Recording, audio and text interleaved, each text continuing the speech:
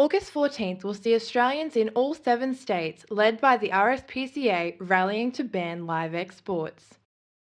Just 4 days later, the bill which proposes live exports banned will be voted on. Animals Australia's Lynn White, along with supporting politicians, will lead the rally, encouraging a mass petition. But what does this mean for the Australian cattle industry? Neil Martin is one station manager who fears that a ban on live exports would be a major disaster.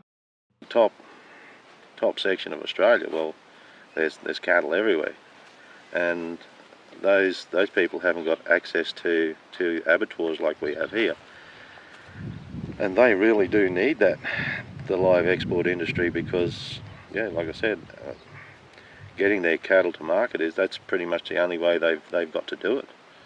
In northern Australia there just aren't any abattoirs anymore. It is feared that a ban on live exporting will have a detrimental effect on the entire industry, including those who do not export their livestock. The northern stations will essentially have no income, while southern stations will be left with an oversupply of cattle.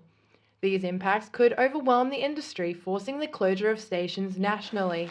I guess at the end of the day, people in our area will probably survive. People who owe money will lose their properties, and you may as well cut off that top part of Australia where they are producing cattle now, because it just won't be feasible for them and they won't have a market, and they'll go broke. I just don't know whether the competition will get that great that people will fold up, and I don't know, maybe natural attrition will just, the people who are already established and well established will stay in the game, and everything will be sweet with them. But as far as anyone else goes, I just think that they'll have to look at something else, I guess.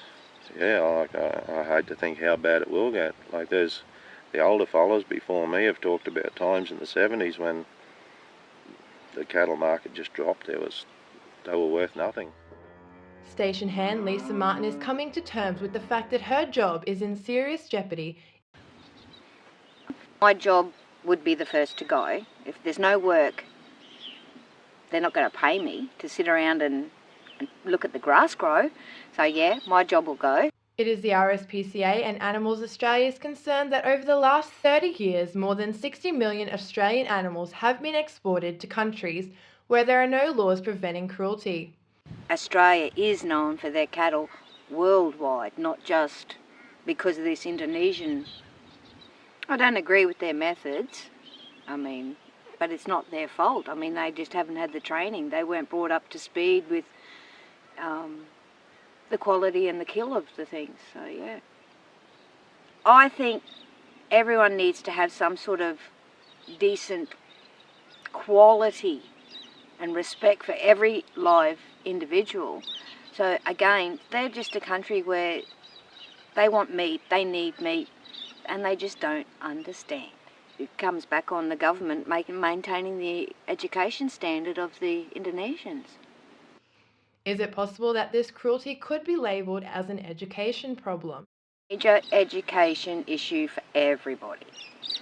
From just me, how to learn how to bush a cow safely without getting stomped myself, or that cow or cattle getting jammed in a gate, to the shipment companies, how they handle them, how they feed them, how they're being slaughtered. It starts at the bottom right through. Everyone needs some sort of education. It has been suggested that compromise may be a better solution than a complete ban.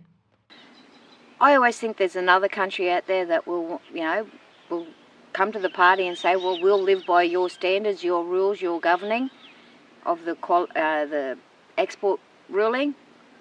So there's always somebody out there. This has been Leslie Brown for JCNN.